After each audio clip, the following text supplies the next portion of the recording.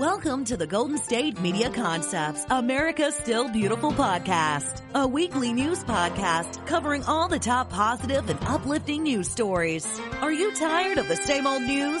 Are you sick of the seemingly endless political spin and negativity? We cover stories that will inspire, uplift, and remind you of the good in the world. Tune into the Golden State Media Concepts, America's Still Beautiful podcast to get all the great and positive news stories of today.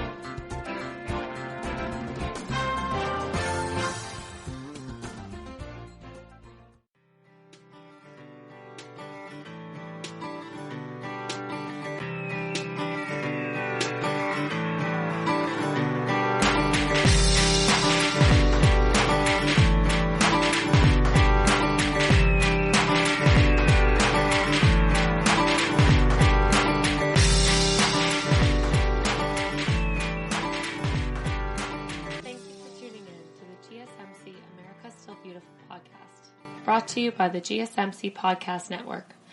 I'm your host, Emily Ferrier, here to bring you some uplifting stories for these trying times. Our first story, we talk communication. How I'm communicating to you now seems like a default to you and I. However, we know this isn't a language that people use everywhere. And this isn't the default communication either.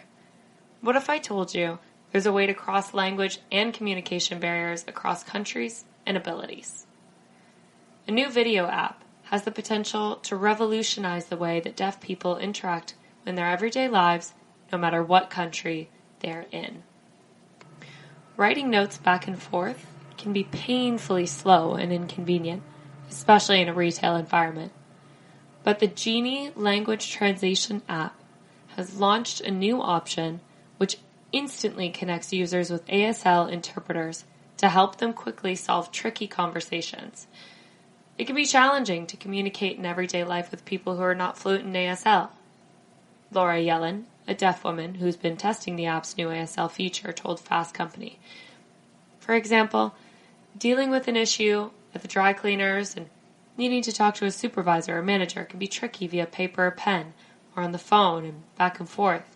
Makes it a lot easier to have an interpreter available for situations like that. Within 1 minute of placing a request for help, users can be connected with an interpreter at any hour of the day, according to Genie, which says that it has 100 operators on call.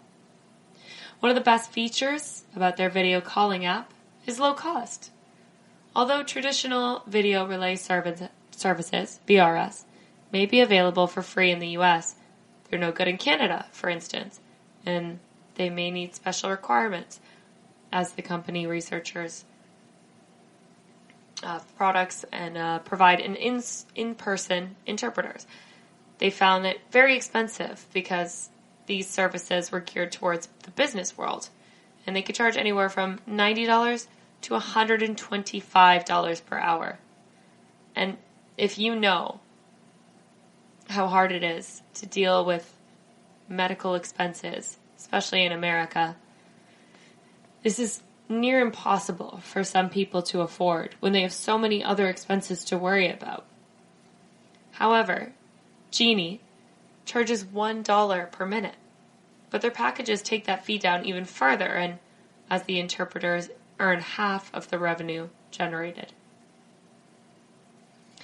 I think that this is an incredible step for ASL, as well for communication apps in general.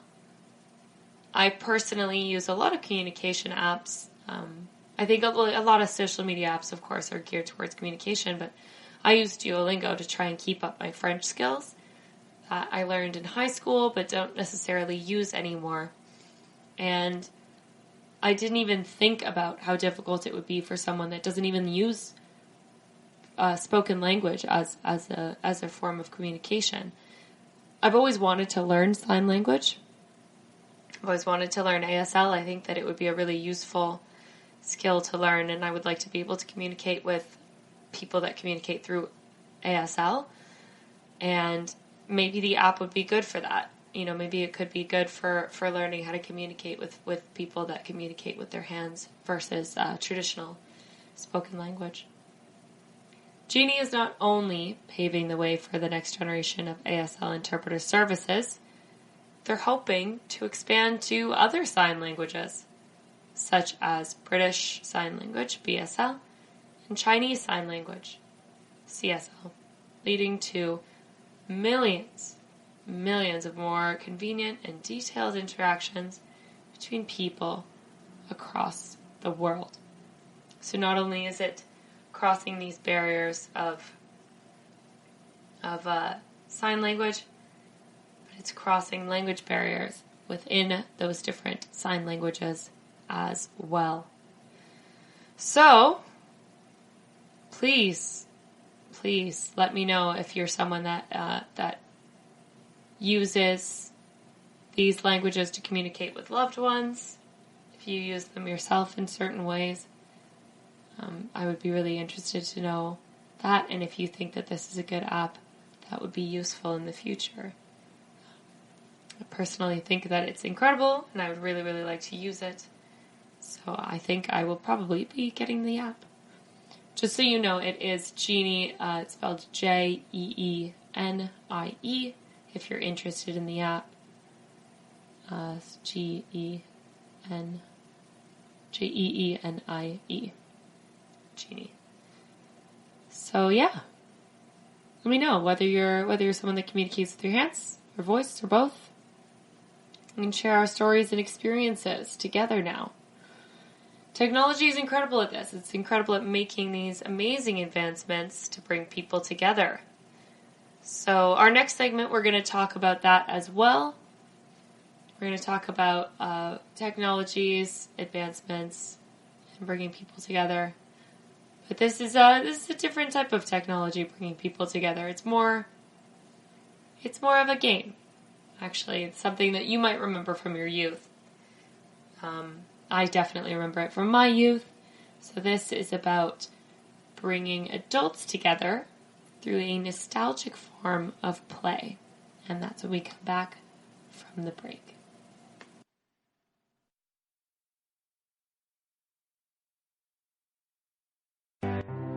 The GSMC Life and Happiness Podcast takes you on a journey of exploration. We'll discuss tried and true methods alongside the latest trends of how to best live your life to its fullest and happiest. From psychology to meditation, science to self-help books, the GSMC Life and Happiness Podcast will help you to discover what makes you happy and how you can live life being the best you possible. Download the GSMC Life and Happiness Podcast on iTunes, Stitcher, SoundCloud, Google Play, or anywhere you find podcasts. Just type GSMC in the search bar.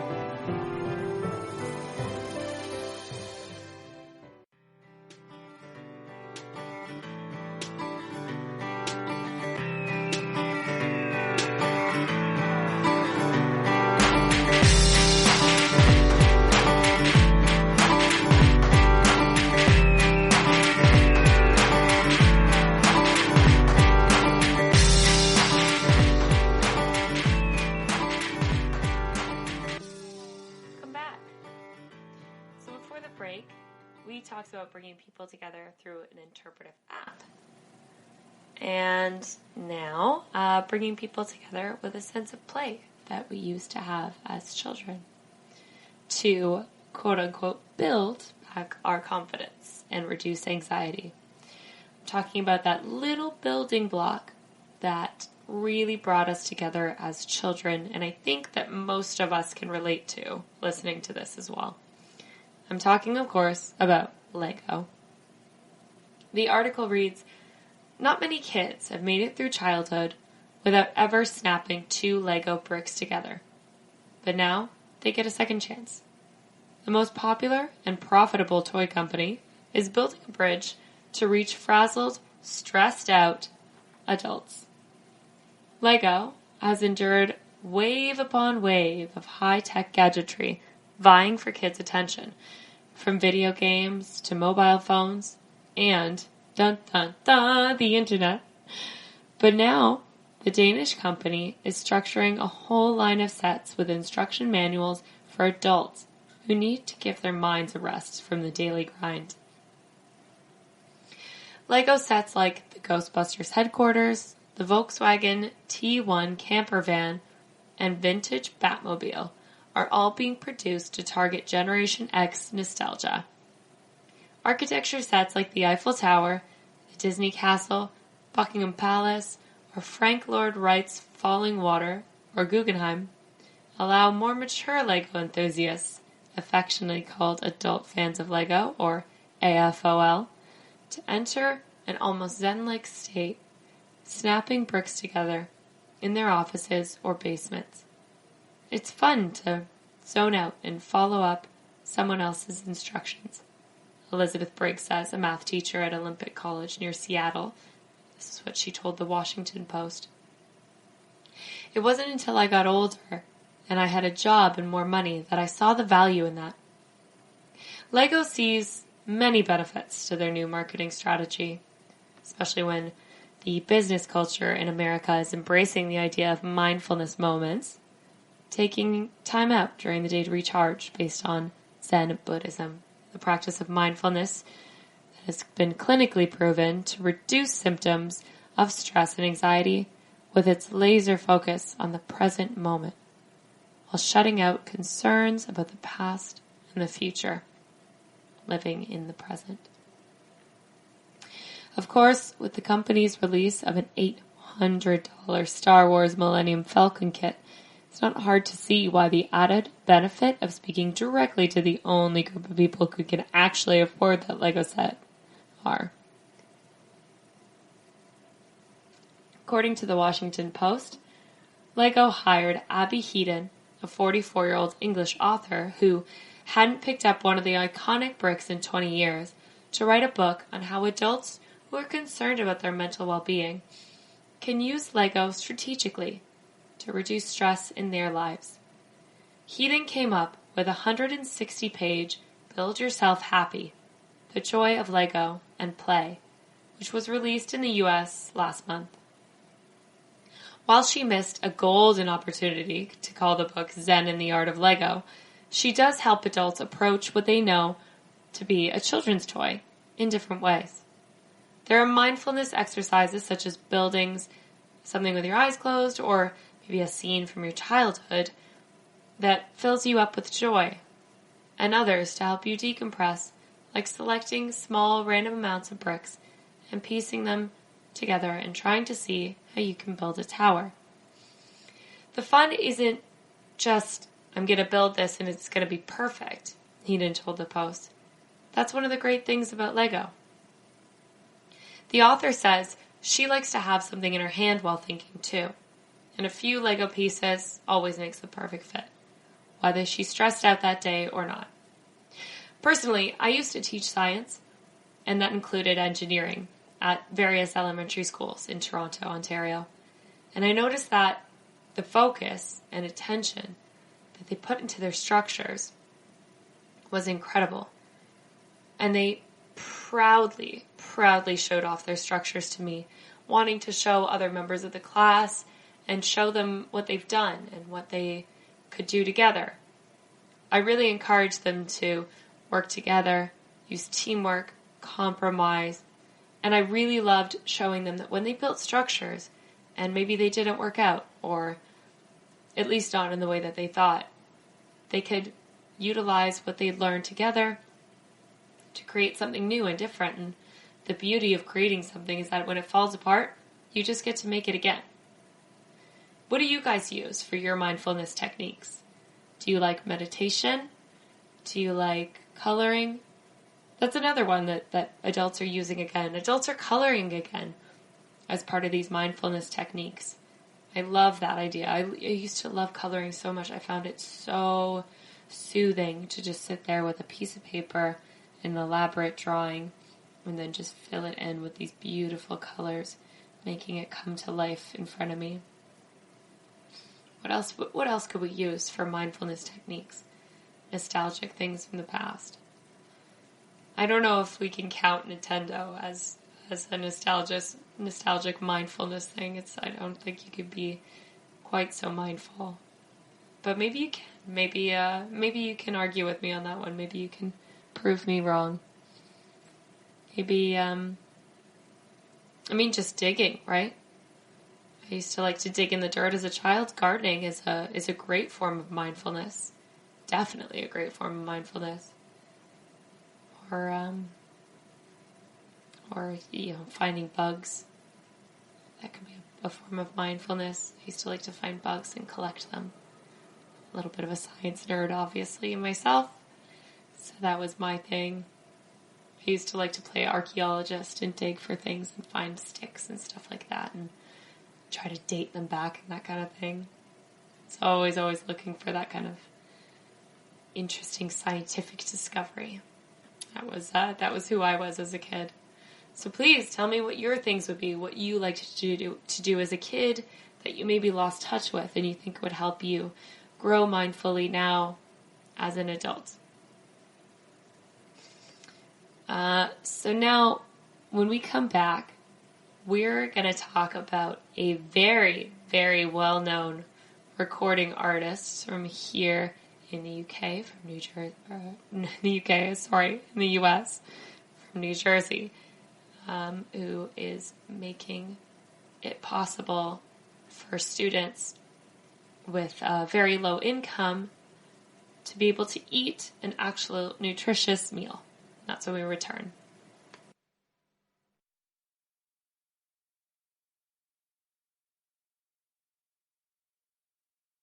Tired of searching the vast jungle of podcasts? Now listen close and hear this out. There's a podcast network that covers just about everything that you've been searching. Hey! The Golden State Media Concepts Podcast Network is here. Nothing less than a podcast bliss with endless hours of podcast coverage.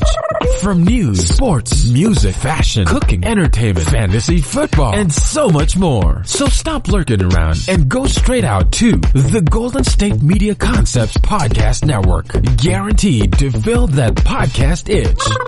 Whatever it may be. Visit us at www.gsmcpodcast.com. Follow us on Facebook and Twitter and download us on iTunes, SoundCloud, and Google Play.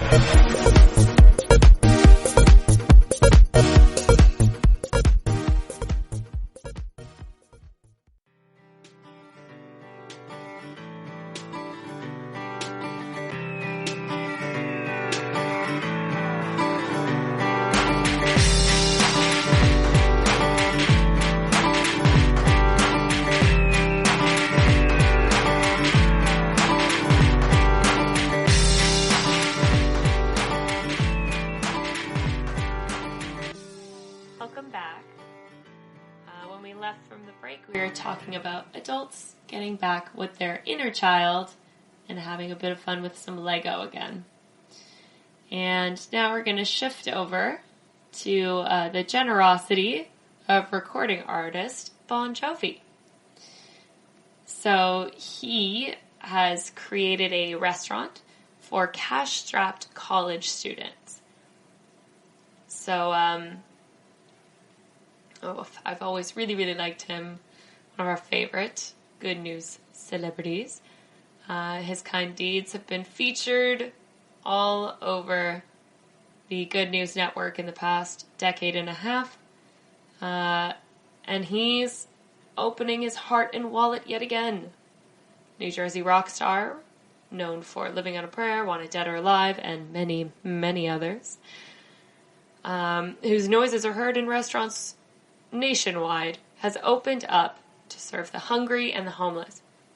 Anyone visiting his JBJ Soul Kitchen is always welcome to dine on fresh, lovingly prepared food, even when they have no money, by pledging to volunteer hours in return. So, helping to help. I really like this idea, this helpfulness exchange. Like, we'll give you something that you need, and then you can help others that are in need. This week, the 57-year-old rock star, along with his wife, Dorothea, opened his third Soul Kitchen restaurant in New Jersey. On the campus of Fred Joe's University, it serves a new demographic of hungry, low-income customers, the college student. At the grand opening, John dismissed the idea that it should be a rite of passage for students studying hard to eat nothing but instant noodles. something that I'm still eating today, 10 years past, because, well, sometimes it's hard to get started. Bon Jovi said the goal behind Rutgers' location is to play a role in alleviating food insecurity amongst college students and giving them the support they need to achieve their dreams. The menu features locally sourced ingredients and offers several methods of payment. Pay what you can, pay what you want, volunteer, or pay it forward. A structure intended to create a sense of community, respect, and dignity, as well as charity amongst local communities. Additional locations include JBJ Soul Kitchens in Toms River, New Jersey, Red Bank, New Jersey, and hopefully, soon, some more. According to their website, more than 105,000 meals have been served so far, with 46% of diners paying through their volunteer time and the remaining 54% with donations. At his latest grand opening, Bon Jovi said he doesn't plan on stopping the food service expansion anytime soon. You can visit his website to buy a line of seasonings and find directions and store hours, donate, or volunteer. Or you can follow it on Instagram. On their website right now, they're particularly looking for donations for Code Blue hygiene bags. With the cold weather upon us, overnight guests at the JBJ and PBC Hope and Comforting Warmth Center in Red Bank, New Jersey need supplies to make their stay comfortable during these cold, cold nights. And at the Warming Center, they provide local homeless community with a safe and secure location during the below freezing temperatures. So you can donate for that if you go to the website. I think this is a very important cause. I think it's really wonderful what he's doing, and it seems like a really beautiful thing to do to me. When we return from the break, a woman who lost her job for an act of kindness over the Christmas season now has more job offers than she knows what to do with. That's when we return.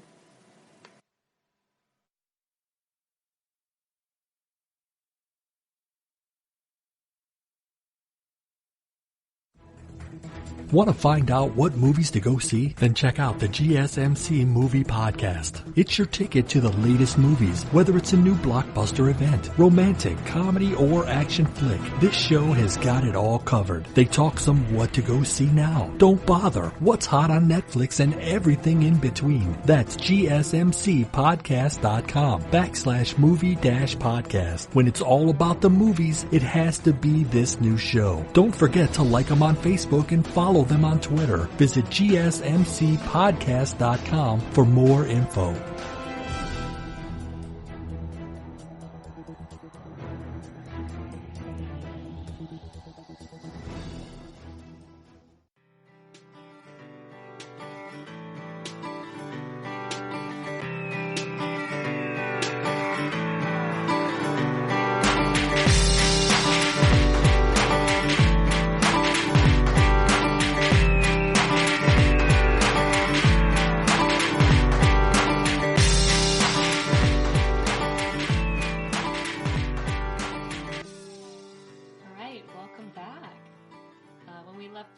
We talked about bon jovial kindness to the less fortunate, and now another American helps out those in need. But this one kind of has a less to her disposal than Bon Jovi. Emily James, a banker fired from a U.S. bank call center in Portland on Christmas Eve for an act of kindness, has been overwhelmed and emotional from the outpouring she's received. It made me cry. Just the fact that people actually care, she said. I've had more people reach out, and it's just something to have something kind to say in the last few days in my whole life. On the day before Christmas, James had gotten permission from her manager to leave the call center and drive to a nearby gas station where a bank customer was stranded. He couldn't get across the money from his paycheck in the bank, so James gave him $20 of her own money to buy gas and then went back to work. The bank fired her a week later on New Year's Eve, calling her helpful hand an unauthorized interaction with a customer. Then, last week, her account to the Oregon live went viral. She's had several job interviews, including with other local banks. She hasn't yet started a local job, but several companies have reached out to her over social media wanting to hire this incredible person. Mark Eugenio, the man that she helped, is likewise gratified by the support. But he's still waiting for an apology from the bank, or even a call. It's no fun, he said, being in the spotlight for being so broke, especially because he had the money coming to him. I don't know, I can't do anything. My hands are tied. They all seemed so scared to do anything, except for Emily. She was the only one who tried to help. So why did it come to a termination? The U.S. Bank initially declined to comment, but Lee Henderson, Vice President of Public Affairs and Communications, confirmed this week that both James and her supervisor were fired over the incident. Our policies and procedures for call center representatives are held in place to both help protect our employees and our customers, he said in a written statement. Ms. James' employment was terminated because rather than use a proper process and procedure to help a customer, she chose to pursue a course of action that placed herself and the bank at risk. A series of unfortunate events started on the 23rd of December, when James, a senior banker, called the call center, spent more than an hour trying to help Eugenio on the phone, and place a hold on his paycheck from a new job. Now, it didn't work out, and they had to verify his employment, but the branch manager wasn't in the office, and the bank was closing early for the holiday, and then he couldn't get anyone to relieve the hold. Frustrated, he waited at the gas station, hoping to buy some gifts before Christmas. James quickly helped by calling the number and then giving the $20 to help with the gas. I just handed them the $20 in cash and said, "Merry Christmas," and went right back to work. I think that this is an incredible thing that she did, and so did the internet. The public completely agreed with that.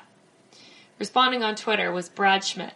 In a well-meaning U.S. Bank employee, a George Bailey, and U.S. Bank is Mr. Potter. Someone called the communications crisis hotline. This story is going national.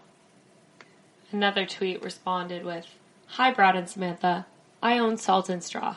We would love to hire someone like this. Can you connect me?"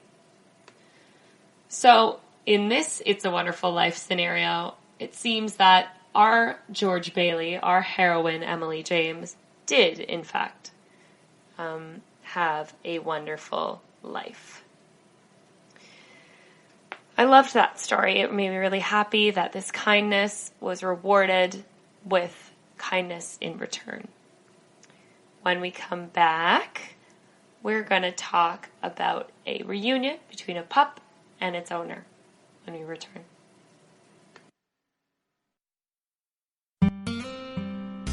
Pets bring such joy to our lives, and the GSMC Pets podcast is here to share in that joy.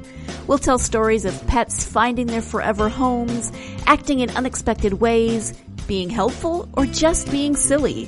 Whether you love dogs, cats, llamas, reptiles, fish, or you've never met an animal you didn't like, the GSMC Pets podcast is for you.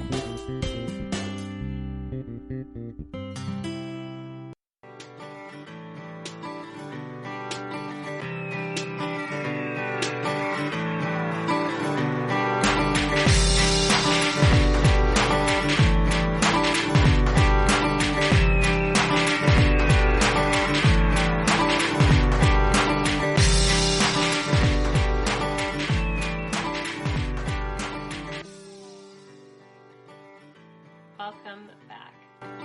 So before the break, we talked about kindness being rewarded with more kindness. And now, a reunion between a pup and its owner. A microchip was credited with the reuniting of a stray dog found locally with its owner in Oregon on Friday after the dog went missing a year ago, according to Washoe County Regional Animal Services. The stray dog, Blue, as it's called, was immediately checked for a microchip. Blue's owner was ecstatic. The tweet came when Washoe County Animal Services found a stray dog, Blue, They immediately checked for a microchip. When they contacted the owner, she was ecstatic, as her dog had been missing for a year, and she lives in Oregon. Great reminder to microchip your pets. Microchipping, if you don't know, is done by injecting a small chip, the size of a grain of rice, under the animal's skin between the shoulder blades. It takes a few minutes to complete, and it lasts the life of the pet. They use home again microchips that are easily read by shelters and veterinarians. The shelter is using this case to encourage the public to microchip their pets. As it says, it's the pet's best chance of being returned home, should it ever become lost or stolen. Microchipped pets can be scanned in the field and returned to their homes without ever being brought to the shelter. Pets that are microchipped will be registered for both the local database and the Home Again national database for free.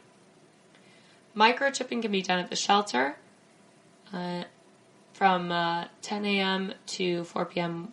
weekdays for this particular shelter, except holidays. Dogs must be on leash or in a pet carrier. Cats must be in a pet carrier. Check this out to see if this is possible for you and if this is affordable for you, because this could be how you get your pet home. I really liked this story. I liked the idea of the dog being returned after a year. I wonder what the dog saw in its year away, if it got to experience some different parts of America maybe. And I'm really glad that the owner got it after a year. After a year, you probably have given up hope, thinking that you're never going to see your little furry best friend ever again. But this story ended very happily thanks to the amazing technology of microchipping. So if this is possible for you, I highly, highly, highly recommend it. It's a happy ending for both dog and owner.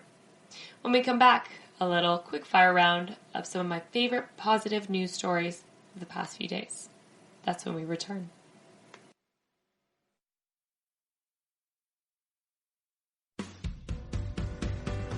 The Golden State Media Concepts Travel Podcast, the show that gives you advice on everything travel. We explore places you've always wanted to go, as well as giving tips for traveling in those places. We'll give you advice on the best sites for travel tips, information, and discounts. Join us as we travel the world, explore cultures, and meet new people. The Golden State Media Concepts Travel Podcast has got you covered. Download the GSMC Travel Podcast on iTunes, Stitcher, SoundCloud, Google Play, or anywhere you find podcasts. Just type GSMC in the search bar.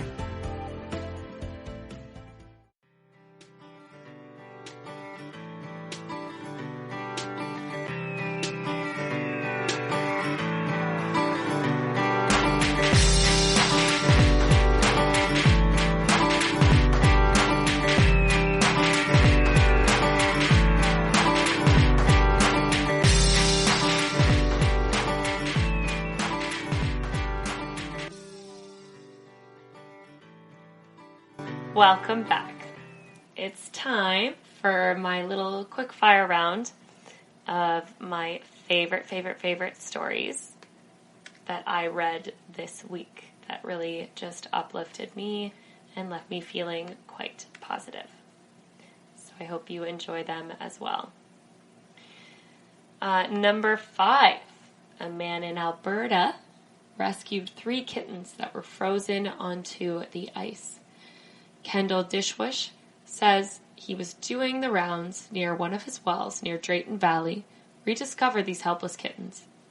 So today I found 3 fellows on one of the back roads near one of my wells, most likely dropped off. Poor things were frozen in the ice, so they had been there all night, he said. He threw on some lukewarm coffee onto their frozen tails, tugged a bit, and they came out pretty good, he added. He took the 3 shivering cats home and gave them food, water, and a dewormer. He posted the video of the kittens on Facebook, where it was shared more than 3,000 times. It didn't take long to get them a forever home. A family who lost their cat last fall took all 3 of them. All 3 little rascals went to their new home today, where they get to be together instead of separating them, he said in an update. I did watch the video. It's honestly the sweetest little thing. They're the cutest little kittens, and he's so gentle with them. It was really, really sweet. Number 4. Jason Momoa stopped by the UPMC Children's Hospital of Pittsburgh on Monday morning to visit with the brave patients and their families. The Aquaman star is filming in a Netflix film in Pennsylvania. The greatest part of being Aquaman is making children happy, spreading aloha. Had little time before work to stop by the UPMC Children's Hospital in Pittsburgh. He wrote on Instagram. He visited the hospital and shared heartwarming photos from the visit. He even challenged one patient to an arm wrestling contest, and the stakes were high. He told Joshua if he wins, he'd invite him to the set of Aquaman 2. Momoa was defeated in seconds. See you on set of Aquaman 2, Joshua. Stay strong, the actor said. What an absolute sweetheart, and such a hunk. Number 3. A stray dog in Georgia got his very own doghouse, an appreciation star for helping kindergartners cross a busy road to school every day. I have actually talked about this on a previous podcast, but now he's received a star for his work. If you don't remember, Caputa, which means sausage in English, went viral on social media after videos surfaced of him acting as a crossing guard for children. The Department of Tourism and Resorts recently honored the pup with a People's Choice Appreciation Star. They also helped him build a small wooden house where he's been living for 4 years. Unfortunately, he has not been adopted, but he does have frequent washes and meals from the public. Number 2, a teenager who crashed into a stranger's mailbox chose to honestly and kindly admit to the crash, and he's now being praised by thousands of social media. With the roads covered in snow and ice, Owen Sullivan hit a mailbox with his truck, taking it out. So I wrote a little note with some money, and I got up there. There was such a nice lady. I handed her the note and the money, and she said, no, I won't take it. Days later, he couldn't get it off his mind, so he brought over some cookies. What he didn't know is that he'd be brought on security cameras. Crystal Collins said after her husband told her that the teen brought the cookies over, she knew she wanted to post it on Facebook and find his parents so they knew how great their son really is. It was really, really refreshing. There's a lot of ugly in this world, and I wanted to share the post, especially with his parents, said Collins. Now, there are hundreds of comments talking about what a great young man he is, and thousands of reactions and shares to this act of kindness. And number 1, a cyclist who was nearly killed after being hit by a motorist is now friends with the man who hit him last Memorial Day weekend. Jack Keith, 46, was driving along the Pacific Coast Highway after a morning surf. He was distracted by the waves for a moment and accidentally drifted into the bike lane. The next he knew, the cyclist was airborne. It all happened so quickly. I looked up and boom! I saw him flying through the air, Keith told Fox News. I was like, oh my God, what did I just do? Did I just kill this guy? He immediately pulled over and dialed 911. Tom Sovlia was rushed into a hospital where he was found to have a fractured back, pelvis, and torn ligaments and bruised intestines. He also suffered from 2 blood clots in his brain, according to the UCI Medical Center. Keith was unable to get information from the hospital on his condition due to privacy reasons, but he was able to get in touch with one of the witnesses, who later contacted Sylvia's wife, Jeanette, on his behalf. 5 days later, she reached out. She texted me on my lunch break saying, hey, this is Jeanette, Tom's wife, the guy who was involved in the accident. He's going to be all right. We've been praying for you. I could breathe easier that day, said Keith. A few days later, Keith went to visit Sylvia in the hospital. I was blown away that they were okay with me being there, and that they worried about me. It was a nice start to the healing process, he added. He's still recovering. Over the past few months, he's gradually moved from a wheelchair to a walker. He now uses a cane and is continuing physiotherapy. Since the incident, Keith said he's befriended him and his amazing family. Additionally, he started a GoFundMe to pay for his out-of-pocket medical expenses. So, as of the 16th of January, about $8,000 had been raised. I felt nothing but love for this man after the situation, and that's unheard of. Holding on to things just eats away at you. It doesn't necessarily hurt the other person.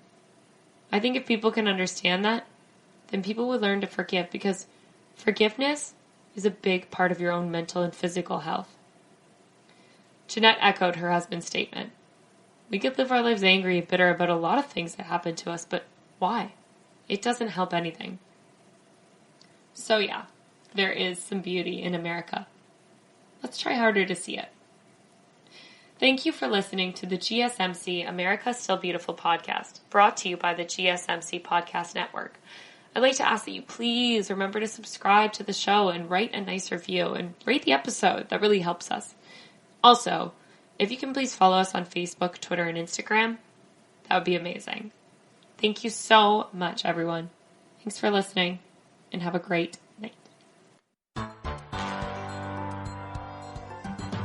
You've been listening to the Golden State Media Concepts America Still Beautiful podcast, part of the GSMC Podcast Network. You can find this show and others like it at www.gsmcpodcast.com. Download our podcasts on iTunes, Stitcher, SoundCloud, Google Play, or anywhere you find podcasts. Just type in GSMC to find all of our shows. From the GSMC Podcast Network, from social media news to marketing news, and even weird news, the GSMC Podcast Network has you covered. You can also follow us on Twitter and Facebook. Thank you, and we hope you have enjoyed today's episode of the Golden State Media Concepts America Still Beautiful podcast.